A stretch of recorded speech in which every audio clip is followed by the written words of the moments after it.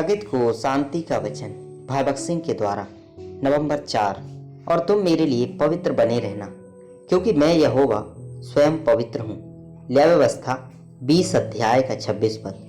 हम इतने निर्बल हैं कि हमें हर पल और हर स्थिति में परमेश्वर के अनुग्रह की आवश्यकता होती है। हम उसे विफल करते हैं और उसे दिन में कई बार शोकित करते हैं, लेकिन परमेश्वर बहुत दयालु है। अपने अनुग्रह में वह हमें क्षमा करता है और हर बार हमें ऊपर उठाता है।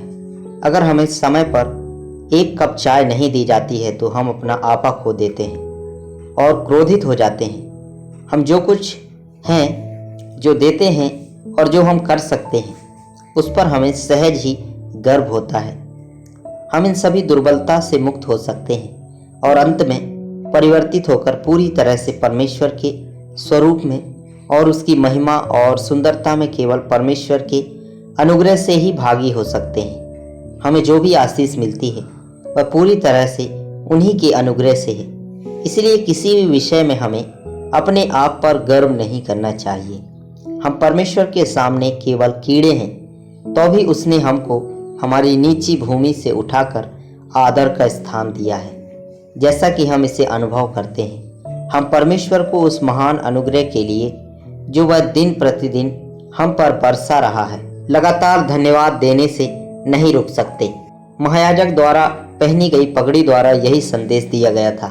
पगड़ी के ऊपर एक सोने की पट्टी रखी गई थी, निर्गमन 28 अध्याय का 36 पद, जिस पर ये शब्द लिखे हुए थे, यहोवा के लिए पवित्र। यह हमारा दैनिक आदर्श वाक्य होना चाहिए।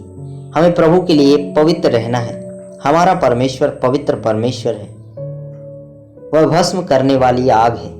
इब्रानियों की पत्री 12 अध्याय का 29 पद। हम जैसे दुर्बल व्यक्ति उसके सामने कैसे खड़े हो सकते हैं? मलाकी 3 अध्याय का 2 और 3 पद।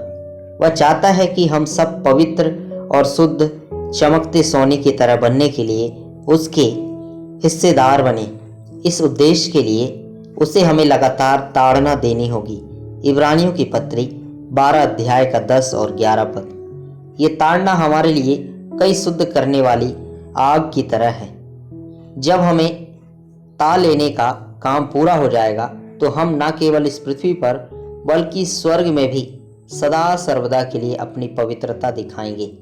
इस प्रकार अंत में हम परमेश्वर की महिमा और परमेश्वर की सुंदरता के भागी बनेंगे और परमेश्वर की परिपूर्णता से भर जाएंगे।